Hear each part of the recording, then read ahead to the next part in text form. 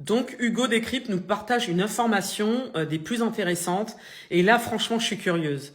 Ah non, non, non, non, non, non, non, il n'y a aucun cynisme dans mes propos, surtout pas. Évidemment, vous le savez, je ne suis pas du tout ce genre de personne. Mais laissez-moi quand même m'interroger. Donc il y aurait près de 50% des jeunes de 18-30 ans qui seraient prêts à partir en guerre pour la France, qui seraient prêts à se battre pour la France. Est-ce qu'on parle des 18-30 ans pour qui la France n'a strictement aucun respect, qui s'en bat la race, qui a laissé l'éducation partir à la dérive et qui ne gèrent pas du tout leur sécurité? Est-ce qu'on est bien sur ces jeunes-là ou pas? Ces jeunes qui sont en train de galérer comme des chiens à remplir leur frigo? Est-ce qu'on est en train de parler de ces jeunes-là, s'il vous plaît? J'ai juste besoin de savoir, l'enquête qui a été menée, là, ce fameux sondage des fameux près de 50% des 18-30 ans, j'aimerais savoir, il y a vos enfants dedans? Est-ce qu'il y a vos enfants dedans? Parce que moi, je tiens à vous le dire, moi, mon enfant, il sera pas dedans, mon fils. Il sera pas dedans. Ni mon fils, ni mes neveux. C'est niet. Donc les gars, ils ont envie de déclencher une petite troisième guerre. Hein, easy. Donc en fait, c'est nos enfants qui vont aller faire le tapin pour leur huc. Mais moi, je vous le dis, c'est hors de question en fait. Va falloir se réveiller. Mais dis donc, le Hugo là, ben, ça se trouve, il a plus de 30 ans. Mais toi, tu vas y aller, toi, à la guerre, toi? Toi, tu vas y aller à la guerre? Hein? Mais sérieusement, mais vous avez pas honte? Vous n'avez pas honte? Vous n'avez pas honte de partager de telles informations, de telles fake news? Mais sérieusement, sérieusement, c'est ça le journalisme aujourd'hui en France? C'est ça le journalisme? Mais vraiment, hein, mais quelle tristesse! Quelle tristesse!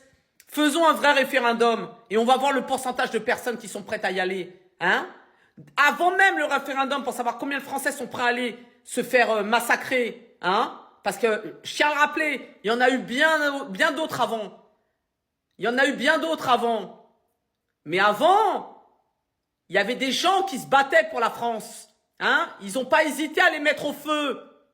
Mais ça va être compliqué ça aujourd'hui maintenant. Hein? Ah, il n'y aura plus là. Moi, ce que j'aimerais savoir, c'est si toi, Hugo, tu vas y aller, toi. Toi, tu vas y aller ou pas? Moi, je suis curieuse en fait. Tu vois, ce qui est dommage, c'est qu'à un moment, vous basculez. Vous basculez du côté obscur. Vous perdez votre ADN.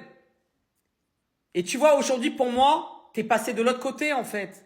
C'est fini, le journalisme, les investigations qui étaient qualies au départ.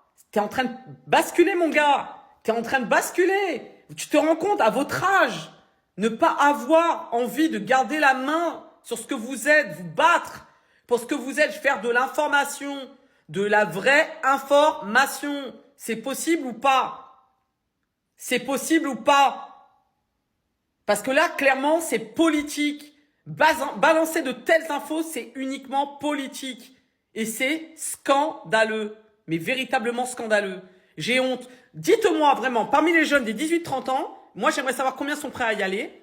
Et parmi les parents, dites-moi si vos enfants sont prêts à aller se battre pour une guerre qui ne nous concerne pas. C'est une guerre qui est montée de toutes pièces. C'est une guerre qui est montée de toutes pièces. Elle sert les intérêts, encore une fois, de personnes comme nous? Non, pas du tout. Ça va servir l'intérêt de qui? Ça va servir les intérêts de l'OTAN, ça va servir les intérêts de la Russie, évidemment, des États-Unis, évidemment, encore une fois, et de l'Europe. Et nous, on va encore être pris en otage, parce qu'on l'est, hein, de manière économique. On l'est.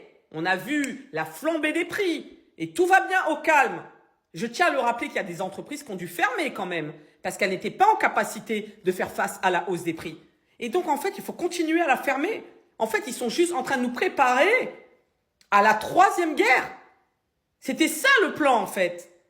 Mais quand tu as une guerre comme ça, il n'y a plus rien qui se passe, enfin, sauf pour les gens très, très fortunés. Très, très fortunés. Et évidemment, pour qui? Et je le redis, pour l'armement.